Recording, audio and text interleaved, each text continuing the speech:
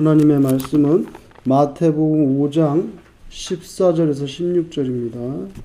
마태복음 5장 14절에서 16절 한 목소리로 같이 받들겠습니다. 시작.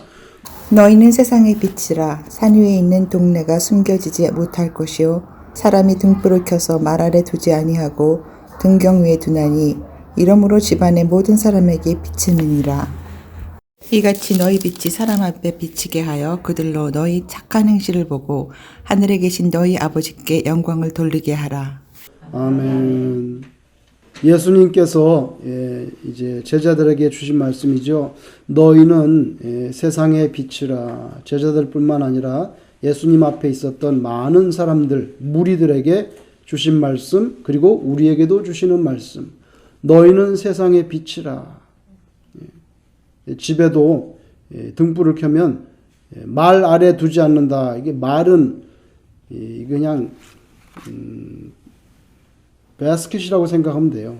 누가 등불을 켜가지고 바스켓 속에 두겠어요? 등경 위에 둬가지고 온 집안을 비추게 하는 것처럼 예수님을 믿는 신자의 삶이 이 세상을 환하게 비춘다 이 뜻이에요. 예수 믿는 사람이 갔는데 그 조직이 자꾸만 어두워져. 그거 안 되는 거죠. 밝아져야 되는데. 그걸 말씀하는 거예요. 그래서 예수님께서 우리는 세상의 빛이라 그렇게 말씀하는데, 그러면서 오늘 16절에 보면 너희 빛이 사람에게 비치게 하여 그들로 너희 착한 행실을 보고, 사람들이 여러분들의 착한 행실을 보고 하늘에 계신 너희 아버지께 영광을 돌리게 하라. 아, 저 사람은 정말 예수 믿는 사람, 교회 다니는 사람이라 그러더니 정말 다르네. 정말 다르네. 말 하나 하는 거, 행동 하나 하는 거, 마음 씀씀이 생각하는 게 정말 교회 다닌다 그러더니 예수 믿는 사람이더니 정말 다르네. 이렇게 돼서 하나님께 존귀와 영광이 돌아가는 그런 삶을 살으라는 예수님의 교훈이에요. 세상에서 우리가 수행해야 할 그런 의무가 있다는 것입니다. 착한 행실, 간단히 말하면. 근데 이것은 인간이 하나님 앞에서 스스로를 의롭게 하려고 애를 썼던 그런 구약 시대의 율법적인 공적을 쌓기 위해 살라는 뜻이 아니고요. 이제 예수님이 이 땅에 오셔서 새로운 세계, 하나님의 나라의 지평에 걸맞는 삶과 행동 거지로 살아야 된다는 거예요. 그럼 그게 뭔데 구체적으로? 그것은 여러분 오늘 말씀 있기 앞부분에 예수님께서 먼저 하셨던 말씀이 있어요. 그것과 무관하지 않아요. 그래서 5장 3절에서 12절까지 나와 있는데 심령이 가난한 자 복이 있다. 그렇게 살으라는 거죠. 심령이 가난한 자. 심령이 가난하지 않은 사람은 어떤 사람입니까? 하나도 아쉬운 게 없어. 그죠? 뭐예요? 하나님에 대해서. 하나님을 구하지 않는다 이거예요. 뭐예요? 나는 잘 살고 있어. 하나님 없어도. 하나님 없이도 잘 살고 얼마든지 잘 해낼 수 있어. 이게 바로 교만이에요. 별게 아니에요. 그런데 예수님 그렇게 살지 말고 항상 마음이 가난한 자가 되어야 된다는 거예요. 긍휼히 여기는 자. 긍휼히 여겨야 된다는 거예요. 마음이 청결한 자. 화평케 하는 자. 여러분 화평케 하려면 날 좀 누그러뜨리고 죽여야지요. 날 다 드러내고 내가 원하는 걸 다 관철시켜 어떻게 화평케 되겠어요? 그 사람하고 나하고 생각이 다른데 살아온 배경도 다르지 먹는 것도 다르지 다 다른데 어떻게 100% 일치하겠어요? 화평케 하려면 나를 죽이는 모습이 필요한 거죠. 의를 위해 박해를 받는 자. 이런 것들이 그 다음에 오늘 이 말씀을 하셨거든요. 그러니까 이런 것들이 예수님이 말씀하시는 착한 행실과 관련이 있다는 거예요. 만약 여러분 여기 어떤 종이 있습니다. 근데 이 종은 넌 참 착한 종이야. 착하고 충성된 종이구나. 그럼 무슨 말이에요 이게? 착하고 충성, 착하구나. 그럼 뭐 거짓말 안 한다는 거예요? 돈 안 훔쳐간다는 거예요? 종업원이 그 캐시다에서 돈 안 훔쳐가서 착하다는 거예요? 뭐예요? 착하고 충성된 종아, 그 착한 게 뭘 말하는 거냐고요? 아니면 뭐 우애가 깊다는 거예요? 의리를 지킨다는 거예요? 성경에서 말하는 예수님이 비유 가운데 말씀하는 착하고 착하다는 게 뭐냐는 거예요. 예수님의 핵심은 간단합니다. 주인의 의중을 헤아려서 살아야 된다는 거예요. 그게 착한 거예요. 주인의 의중을 헤아려서. 주인이 달란트 줬잖아요. 달란트 땅에 파묻으라는 게 아니죠. 그죠? 달란트 장사해가지고 이문을 남기는 게 주인의 의도예요. 주인의 의도를 알면서 땅에 파묻었단 말이에요. 그래서 악하고 이렇게 나온 거예요. 그죠? 그래서 특별히 신약 성경에 착하다는 개념은, 성경적인 개념은요, 하나님의 뜻을 헤아려야 된다는 거예요. 주인의 뜻을 그게 핵심이에요. 뭐 거짓말 안 하고 뭐 친절하게 대하, 이거 다 착한 거죠. 다 착한 거 뭐 한두 가지. 그런데 핵심이 뭐냐? 핵심은 하나님께서 뭘 원하시냐 이거예요. 나한테. 그걸 알아서 살도록 노력하는 게 착하다는 거예요. 여러분, 제가 인물을 하나 예를 들게요. 구약시대에 유명한 요압 장군이 있습니다. 오랜 세월, 사실은 평생 동안 국방부 장관했어요. 이스라엘에서. 그 당시에 왕은 다윗 왕이에요. 그런데 이 요압이라는 사람 국방부 장관이니까 전쟁에도 나가고요. 공적도 많이 세우고 대단히 유능하고 유용해. 이건 여러분 능력도 있지만 아주 유용해. 써먹기가 좋다는 뜻이죠. 그죠? 유능하고 유용한데요. 그런데 한 가지 단점이 뭐냐면 이 사람은 다윗이 왕이고 자기는 국방부 장관인데 다윗 왕의 마음을 헤아리지 않아. 그래가지고 북쪽에서 평화 맺으려고 왔는데 칼을 빼가 죽여버렸어요. 아무리 다윗의 아들이지만 반역했는데 그냥 살려주면 좋겠는데 누가 죽였어요? 요압이 죽였잖아요. 자기 아들을 죽인 사람이에요. 물론 반란자니까 잡긴 잡아야 되지만, 그래서 그 요압이 잡혔지만 아무도 죽이지 않았어요. 여러분, 겁나서. 아니 그래 다윗 왕의 아들인데 아무도 누가 죽였어요? 요압이 죽였어요. 다윗 왕의 마음을 헤아리지 않는단 말이에요. 그 아들 죽었을 때 다윗 왕이 얼마나 울었어요. 압살롬아, 압살롬아, 내 아들 압살롬아.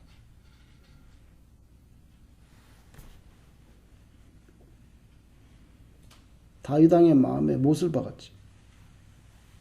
못을 박았어. 그래서 여러분, 이 요압이라는 국방부 장관이 굉장히 능력도 있고 일도 잘하지만 그런데 다윗 왕의 마음을 헤아리지 않아서 다윗 왕 헤드에이크야. 헤드에이크. 성경에 보면요, 다윗이 한 번도 요압을 향해서 착하고 충성되다는 말 한 적이 한 번도 없어요. 한 번도 없어요. 평생을 같이 살았는데 국방부 장관으로 한 번도 착하고 충성되다는 말 하지 않았어요. 죽을 때 어떻게 됐습니까? 나이가 먹어서 다윗도 죽고 요압도 죽었잖아요. 어떻게 됐을까요? 다윗이 죽는 장면이 열왕기상 2장에 나오는데요. 아들을 불렀어요. 솔로몬이 이제 왕이 될 거잖아요. 솔로몬을 불렀어요. 그래서 열왕기상 2장 6절에 마지막 숨이 껄떡껄떡 넘어가는데 다윗이 자기 아들 솔로몬을 불러가지고 말을 합니다. 요압에 대해서 충격적인 유언을 남겼죠. 내가 그대로 읽어보면요. 열왕기상 2장 6절에 네 지혜대로 행하여.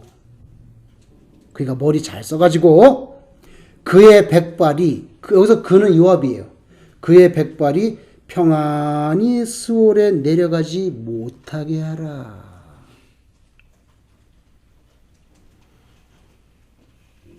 자연사하지 못하게 하라는 얘기예요. 뭐예요? 죽이라는 얘기예요. 여러분, 다윗이 그렇게 신앙이 좋고 성군인데도 죽을 때 자기 아들에게 너 지혜롭게 행해서 백발로 편안하게 죽게 하지 마라. 그러고 나서 솔로몬 왕이 됐어요. 된 다음에 열왕기상 2장 34절에 보니까 자기 측근 분하야를 불렀어요. 분하야를 불러서 요압을 죽입니다. 찾아가서. 요압을 죽이고 분하야를 국방부 군사령관으로 임명했어요. 이게 요압의 끝이에요. 수십 년을 같이 싸우곤 전우고 왕과 군사령과의 관계였는데 마지막에 솔로몬을 시켜서 죽입니다.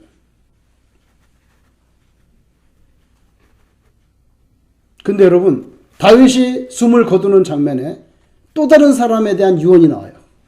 그 열왕기상 2장 7절인데 이건 누구냐면요, 바르실레라고 하는 사람이에요. 솔로몬에게 야, 너 왕이 될 건데 앞으로 바르실레 후손들에게 선대하라.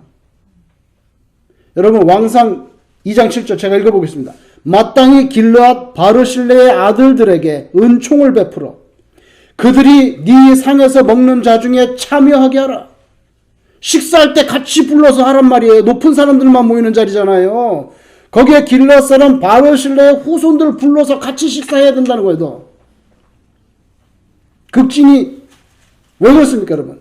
다윗이 압살롬의 반역 때 도망쳤죠? 아무것도 없었어요. 신발도 못 신고 도망쳤어요. 맨발로 도망쳤다 그랬어요. 왕이 맨발이 뭐예요? 그때 바르실레가 모든 먹을 것을 가져오고요.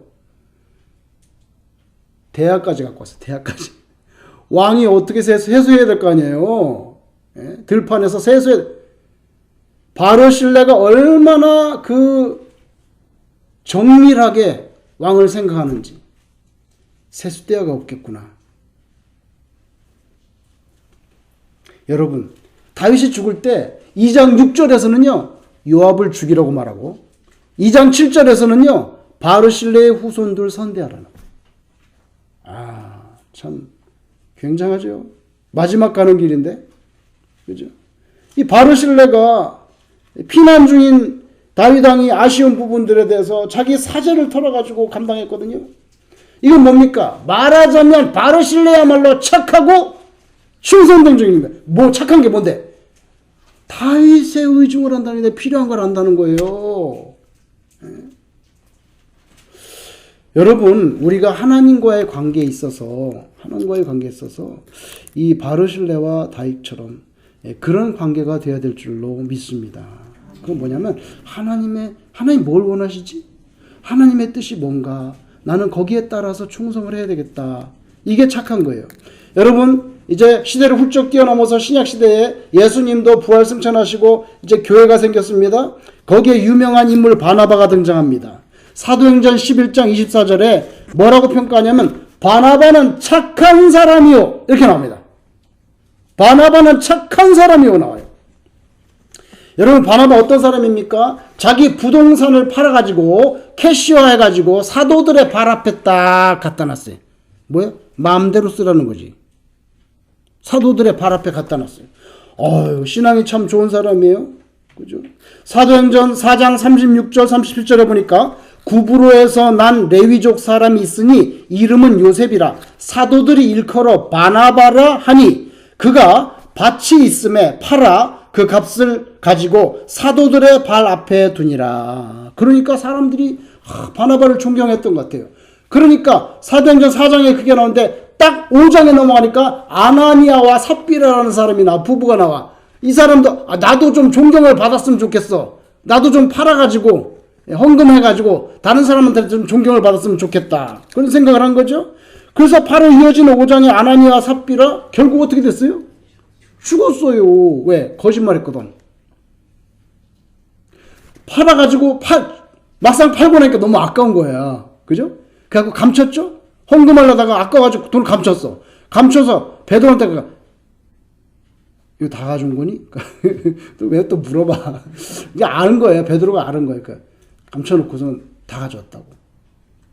죽었잖아요. 그 자리에서. 죽었어요. 여러분. 자기도 바나바처럼 재산을 팔아서 공동체 교회에 바쳤다고 하는 그런 감명을 불러일으키려고 했는데 그 사실이 아니고 거짓말했거든요. 거짓말로 했단 말이에요. 그래서 교회를 더 나아가서는 성령 하나님을 모독했어요. 위선이에요. 당연히 하나님께서 거부하셨죠. 근데 거부가 죽음으로 나왔어요. 헌금할 때도 조심해야 돼. 조심해야 돼. 제 생각엔 그래요. 뭐 하나님이 돈이 없는 분이에요? 하나님한테 그렇게 하면 안 되지. 하나님이 생명을 줬고 영혼을 구원했는데 근데 여러분 바나바가 자기 밭을 팔았네요. 현찰 생겼는데 예배당 샀습니다. 여기서 예배 드리시죠. 가난한 사람 제가 몇 월 며칠 몇 시에 예루살렘 어디 문으로 모이면 거기서 제가 다 가난한 사람 현찰 나눠주겠습니다. 얼마든지 그렇게 할 수 있었을 텐데 그러면 예루살렘 교인들 가운데냐 인기가 더 짱으로 올라갔을 텐데 전혀 그런 모습 없이 그냥 사도들에게 갖다 줬어요. 이게 뭡니까? 사심이 전혀 없는 거예요. 사심이 없는 거예요. 자기의 인기나 명성을 위해서 밭을 판 게 아니에요. 복음 사역을 위해서 헌신하기 위해서 판 거죠. 그죠? 그래서 바나바에 대한 평가에서 제일 먼저 나오는 게 착한 사람이라는 그런 단어예요. 착한 사람이라는 단어예요. 여러분, 우리는요, 조 목사는 다른 사람이 생각할 때, 다른 사람이 저를 생각할 때, 그 사람은 착한 사람이지. 주님 앞에서 착한 사람이 이렇게 기억을 해줄까? 아니면 사리에 밝은 사람일 뿐이야. 하면서 저를 생각하면 씁쓸한 미소를 짓게 되는 그런 사람일까? 바울 사도가 갈라디아 교회에 편지합니다. 갈라디아 6장 10절에 그러므로 우리는 기회 있는 대로 모든 이에게 착한 일을 하되 더욱 믿음의 가정들에게 할지니라. 그러니까 성경에서는요, 착하다는 게 하나님의 뜻을 의중을 헤아린다는 뜻도 있고요. 그 다음에 실제로 이웃을 서브하고 섬기는 거, 이 두 가지가 같이 붙어 있어요. 여러분, 그러니까 인간관계 속에서는 구제나 도움이나 섬김 이렇게 돼 있고요. 하나님과의 관계성 속에서는 내 생각, 내 계획, 내 욕심보다 하나님이 원하시는 게 뭔가 그걸 먼저 깨닫고자 간절히 소망하는 거, 그게 착하다는 거예요. 근데 여러분 이렇게 사는 분들에게 성경에 보면 복이 있어요. 은총이 있어요. 그 첫 번째 은총이 뭐냐면요, 그런 사람을 하나님이 기억해 준다는 거예요. 이 대단히 중요한 거예요. 기억해 준다는 거. 그죠? 그리고 또 요한계시록에 보면요, 행위록이 있어요. 행위록에 다 기록을 왜 하는데? 상 주려고. 아세요? 상 주려고 기록하는 거예요. 행위대로 상 준다고 나와요, 계시록에. 그러니까 착하게 사는 신자 하나님께서 기억해 주시고 상 주려고 다 기록해 놓는다는 거예요. 한 17년 전쯤에 전화를 했어요. 제가 어떤 분한테. 누구냐면 보험회사예요. 제 개인 차량 보험 관계 때문에 전화를 했어요. 전화를 했는데 전화를 딱 하니까 누가 전화 받냐면 아가씨가 딱 받았어요. 거기서 일하시는 20대 아가씨예요. 전화를 딱 받았어요. 여러분, 전화를 하면요, 항상 예의를 지켜야 돼. 예의가 뭔지 아세요? 제가 전화하면, 전화를 딱 하면요, 누구 계세요? 이렇게 하면 안 되는 거예요. 관등 성명이 제일 먼저 나와야 돼. 내가 누구냐 말이지, 자기 이름을 밝혀야 돼요. 자기 이름을. 이게 예의예요. 근데 전화해가지고, 목사님 전데요.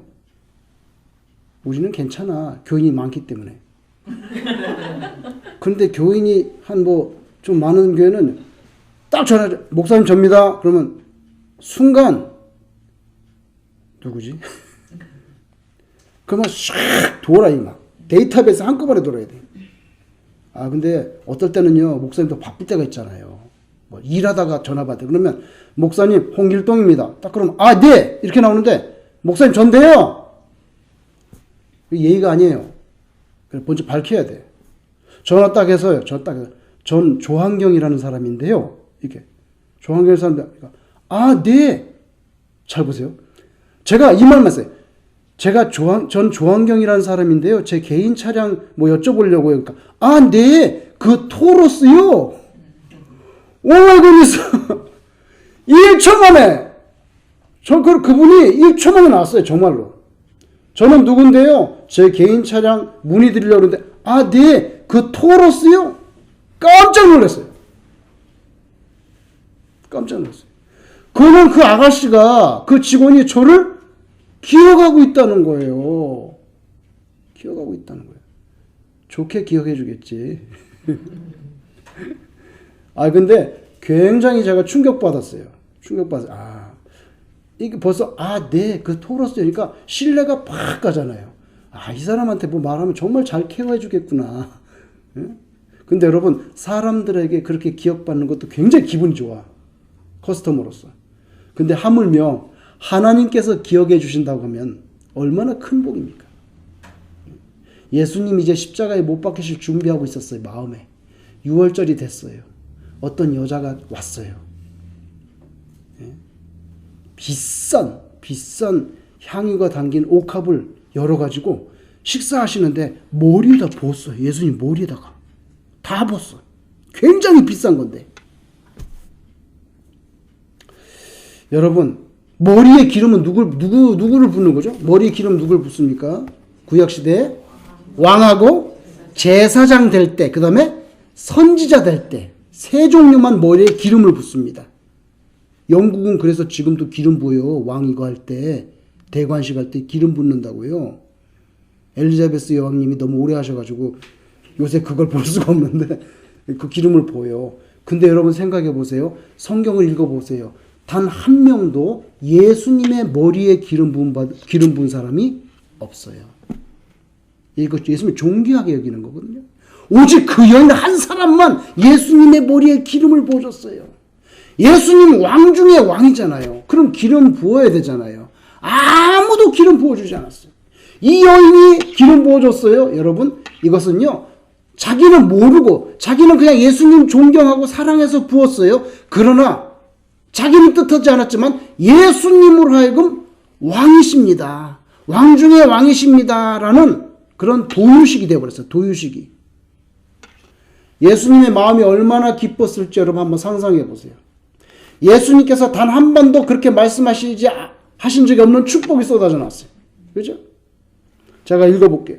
마태복음 26장 13절에 내가 진실로 너에게 이르노니 온 천하에 어디서든지 이 복음이 전파되는 곳에, 즉 예수님이라든지 하나님의 나라라든지 십자가라든지 이 복음이 전파되는 곳에는 이 여자가 행한 일도 말하여 그를 기억하리라. 여러분, 어떤 사람에게도 이렇게 복을 주신 적이 없어요. 예수님의 머리에 기름을 붓더니 어디서든지 이 여인을 기억해 줘야 된다는 거예요. 나오잖아요. 그죠? 착한 사람이. 두 번째로 받는 복이 뭔지 아세요? 그 영혼을 책임져 준다는 거예요. 저는 그렇게 생각해요. 예를 들면은 고넬료 같은 사람. 하나님은 믿는데 예수님은 몰라. 근데 기도도 열심히 해. 또 뭘 많이 해? 구제를 많이 해.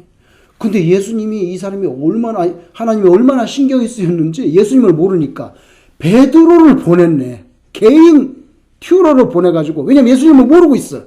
기도도 많이 하고 구제도 많이 하는데 예수님은 몰라. 백부장이에요. 그죠?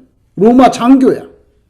그래서 성경에 보니까 베드로를 보내가지고 예수님을 가르쳐줘서 세례까지 받았잖아요. 그죠? 이걸 보세요. 얼마나 많이 구제를 했으면 하나님이 그렇게 신경 쓰셔서 베드로까지 직접 보내셨겠냐고요. 착한 사람이에요. 그래서 착한 사람 하나님께서 기억해 주시고요. 그리고 그 영혼을 하나님이 책임져 주신 줄로 믿습니다. 나다나엘 어땠어요? 아무도 모르는 줄 알았는데 나무 아래서 성경 읽고 기도하고 하나님이 아셨어요. 하나님이 아셨어요. 그죠? 이 착한 사람이. 그래서 우리가 성경에서 착하다 하는 것은요, 하나님의 의중을 헤아리고요, 그리고 실제로 이웃을 섬기고 도와주는 사람. 다시 말하면요, 경건한 신자. 그리고 뭐예요? 선행을 하는 신자. 이 두 가지 가치가 한꺼번에 묶여 있어요. 착하다는 표현 속에 묶여 있다고요. 성경에. 여러분, 사람들은요, 누구든지 자기를 좀 뽐내고 싶어 하죠. 자기를 알아주기를 좀 바래요. 그죠? 교회에서도 그럴 수가 있어요. 그래서, 내가 영웅이 되고 싶어. 많은 사람에게 존경받고, 인정받고, 그 아나니아와 삽비라 같은 사람, 사심을 품었기 때문에 그렇게 됐죠. 근데 여러분, 사실은 교회에서는요, 영웅의 개념이 필요 없어요. 왜냐하면, 교회의 진정한 영웅이라면요, 예수 그리스도 한 분밖에 없기 때문이에요. 그러니까 영웅 그런 거 필요 없어요. 필요 없어요, 여러분. 영웅 대접을 받으려고 하는 그런 신자가 나타나면 벌써 그 교회는 이제 어려움을 당하는 거예요. 왜 날 안 알아줘요? 내가 이번에 이건 봉사를 했는데 목사님이 말이야 아는지 모르는지 안 알아줘? 우리 장로님은 말이야 내가 이렇게 수고를 많이 하는데 관심도 없어 나한테 대해서. 이런 마음들 하나님께 드리는 거예요. 목사님한테 하는 게 아니에요. 장로님한테 하는 게 아니에요. 하나님께 드리는 거죠. 그죠? 그래서 누구든지 교회 안에서 영웅이 되고자 하는 마음이 있다면 그걸 빨리 비워버려야 돼요. 안 그러면 교회가 힘들어져. 교회가 힘들어져. 여러분, 교회의 머리는 누구죠? 예수님입니다. 우리는 그 예수님께 붙어있는 팔, 다리, 눈, 이거 다 머리 명령하는 대로 따라가는 지체들이잖아요. 그 지체들이 머리보다 앞설 수는 없죠. 그죠? 굳이 꼭 교회에서 내가 영웅이 되겠다 그러시는 분들이 있다고 하면은 제 생각에는 장길산 아세요? 임꺽정이라든지 그런 식의 정의 편에 선 영웅하지 마세요. 그런 거. 왜냐면요, 그건 의적이라고 하는데 여러분, 궁극적이고 영원한 재판장은 하나님이에요. 그건 정의의 공의는 하나님이 하시는 거예요. 사실은요. 그러니까 꼭 내가 여러분 임꺽정 어디서 살았는 줄 아실까요? 모를까요? 산에서? 임꺽정 산에서 살았어요? 산에서 살았지. 근데 어느 지역에서 살았냐? 경기도 의정부 그 근처, 동두천 근처. 제가 임꺽정이 살았던 산에 갔었어요. 저 보통 사람 아니에요. 제가 임꺽정이 있었다는 산에 갔는데 정말 거긴 들어가면요. 제가 어릴 때 갔었는데 제 생각에 여긴 들어가면 못 찾겠구나. 찾을 수 있는 산이 아니에요. 거기는. 정말이에요. 제가 어릴 때도 그랬으니 지금은 더 숲이 웅창해졌겠죠? 수십 년 지났으니까. 못 찾아요. 근데 여러분, 교회에서 꼭 영웅이 되시고 싶으면 장길산, 홍길동, 그 다음에 이런 임꺽정 이런 거 말고 제 생각에는 허준, 그 다음에 또 대장금, 남을 섬기고 도와주는 생산적인 그런 영웅이 되는 게 좋겠어요. 그게 성경적이에요. 여러분, 충성스럽고 선하게 착하게 산다는 거 이제 아시겠죠? 거기에는 경건함과 그 다음에 이웃을 섬기는 것이 같이 이렇게 붙어 있습니다. 여러분들은 모래 위에 써놓은 이름처럼 금방 사라질 그런 이름이 아니에요. 여러분은 예수를 믿었기 때문에 생명책에 영원히 기록되는 그런 이름이에요. 예수님 앞에 갔을 때 잘했어. 얼마나 힘들었냐. 고생했다. 착하고 충성된 종아. 그렇게 인정받는 귀한 성도님 되시기를 주님 이름으로 축원합니다. 기도하겠습니다.